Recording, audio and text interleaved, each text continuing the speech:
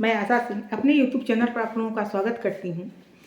एक बहुत ही सुंदर झूमर गीत लेकर आप लोगों के सामने प्रस्तुत हुई हूँ, तो प्लीज़ अपना ढेर सारा प्यार आशीर्वाद दीजिएगा हमें।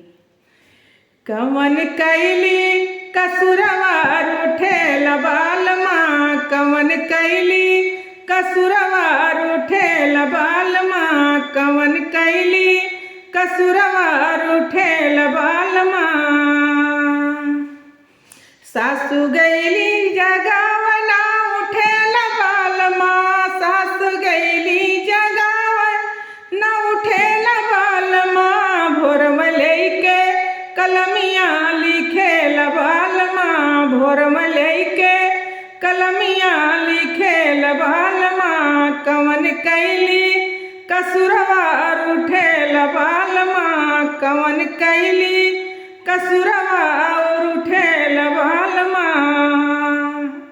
जेठली गैली जगावना उठे लबाल माँ, जेठनी गैली जगावना उठे लबाल माँ। भोर में लेके किताबिया लिखे लबाल माँ, भोर में लेके किताबिया पढ़े लबाल माँ, भोर में लेके किताबिया पढ़े लबाल माँ।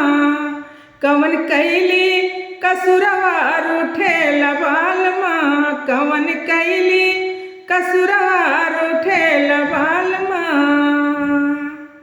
ननदी गैली जगावना उठे लबाल माँ, ननदी गैली जगावना उठे लबाल माँ। भोर में झारी जुलुपिया घूमे लबाल माँ, भोर में झारी जुलुपिया घूमे लबाल माँ, भोर में झारी जुलुपिया घूमे लबाल माँ। कवन कैली कसुरवार उठे लबाल माँ, कवन कैली कसुरवार